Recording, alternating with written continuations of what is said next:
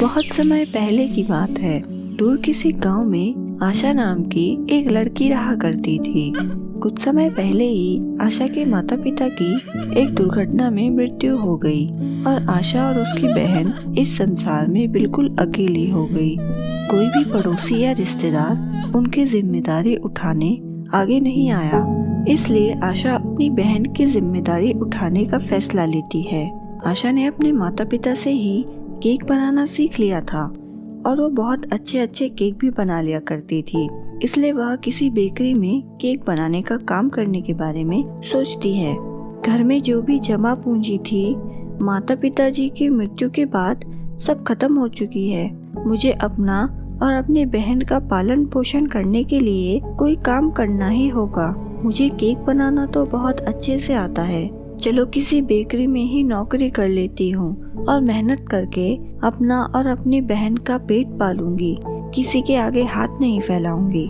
ऐसा सोचकर आशा गांव की एक अच्छी बेकरी पर जाती है और बेकरी की मालकिन से काम मांगती है। तभी बेकरी की मालकिन आशा से कहती है, देखो लड़की, मुझे कोई आपत्ति नहीं है अपनी बेकरी में तुम्हें काम देने में, लेकिन मैं अपनी बेकरी में उसी को रखती हूँ जो अपने काम में प्रोफेशनल हो।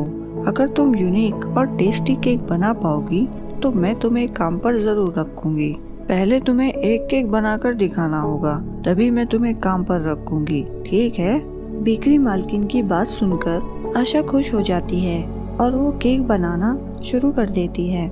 आशा को केक बनाना बहुत ही अच्छे से आया करता था, इसलिए वो बहुत ही टेस्टी और सुंदर केक बनाती है, जिसे खाकर बेकरी की मालकिन सुलेखा भी चौंक जाती है और वह कहती है, सच में आशा, तुमने तो बहुत ही टेस्टी और सुंदर केक बनाया है। सच में तुम तो मेरी बेकरी के लिए बिल्कुल परफेक्ट हो। कल से तुम काम पर आ जाना। सुलेखा की बातें सुनकर आशा खुश हो जाती है और खुशी खुशी अपने घर चली जाती है और अगले दिन बेकरी पर आ जाती है और सुंदर सुंदर केक बनाना शुरू कर देती है, जिसे देखकर सुलेखा की बेकरी पर बहुत ही कस्टमर केक खरीदने आ रहे थे और आशा के बने केक को बहुत ही पसंद कर रहे थे। तभी एक कस्टमर आशा के पास आकर आशा से कहती है, आशा, तुम तो बहुत ही सुंदर केक बनाती हो। कल मेरे बेटे का बर्थडे है, इसलिए मेरे बेटे का बर्थडे केक तुम ही बनाना, ठीक है? आप चिंता मत कीजिए, मैं आपके बेटे के बर्थडे के लिए बहुत ही सुंदर केक तैयार करूंगी। इस तरह सब कस्टमर आशा के काम से बहुत खुश थे और सुलेखा भी। लेकिन इसी बेकरी में काम करने वाली लड़कियां आशा से जलना शुरू कर देती हैं। देखो तो इस अनाथ लड़की को, कितना नाम कमा रही है। हर कस्टमर बस इसी की तारीफ करता है। कितना सुंदर केक बना लेती है, हमारी तरफ तो कोई देखना भी पसंद नहीं करता, जबकि हम पूरा दिन बेकरी में काम करते हैं। दिल तो ऐसा चाहता है इस आशा की बच्ची को इस बेकरी से निकाल फेंक दूं। अरे यार शिल्पा, क्यों इतना टेंशन ले रही है? हमें कुछ ऐसा करना होगा जिससे सांप भी मर जाए और लाठी भी ना टूटे। तू समझ रही है ना मैं क्या कहना चाह रही हूँ? सही मौका मिलने पर हम इस आशा की बच्ची को सबक जरूर सिखाएंगे।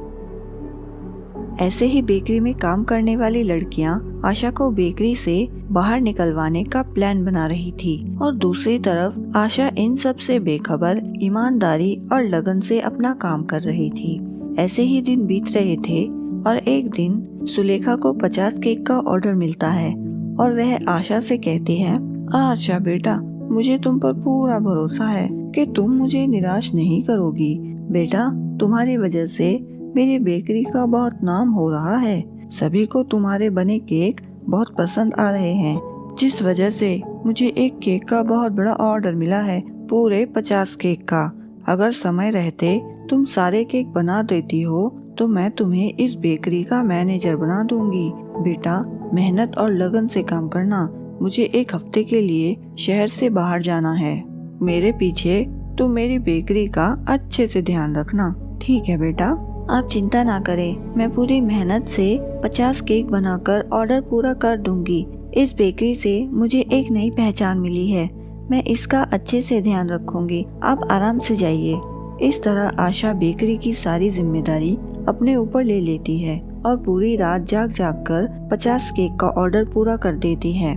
जैसे ही बेकरी में काम करने वाली लड़कियां आशा के बनाए केक को देखती हैं तो उन्हें बहुत जलन होती है और वो सब मौका पाकर आशा के बनाए 50 के 50 केक को जमीन पर गिरा देती हैं। कुछ देर बाद जब आशा अपने केक की डिलीवरी करने आती है तो अपने केक की ये हालत देखकर आशा के तो पैरों तले जमीन ही खिसक जाती है और वह बहुत ज्यादा फूट फूट कर रोने लगती है।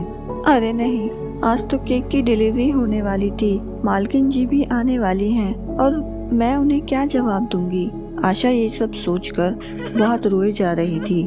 थोड़ी ही देर में बेकरी की मालकिन सुलेखा भी वहाँ आ जाती है और आशा से ऑर्डर के बारे में पूछने लगती है। आशा अपनी मालकिन को सब बताने लगती है। तभी केक खराब करने वाली एक लड़की सुलेखा से कहती है, नहीं नहीं मैडम जी, ये आशा झूठ बोल रही है, इसने कोई केक नहीं बनाए हैं और आपके पीछे इसने पूरी बेकरी के वर्करों पर अपना रोब जमाया और इतना ही नहीं, बेकरी में सेल हुई वो सारे पैसे इसने खुद ही रख लिए।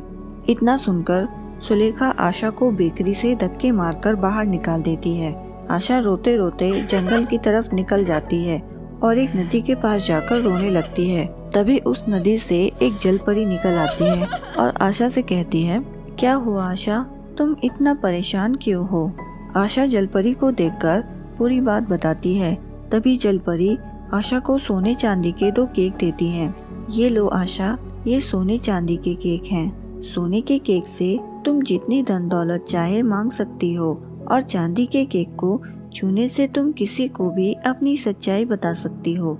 आशा परी का धन्यवाद करके सीधा बेकरी पर जाती है और सुलेखा को उस चांदी के केक पर हाथ लगाने को कहती है। सुलेखा जैसे ही केक को हाथ लगाती है उसे सारी सच्चाई दिखाई दे जाती है और सुलेखा आशा से अपनी गलती की माफी मांगकर उन शातिर लड़कियों को अपनी बेकरी से बाहर निकाल देती है।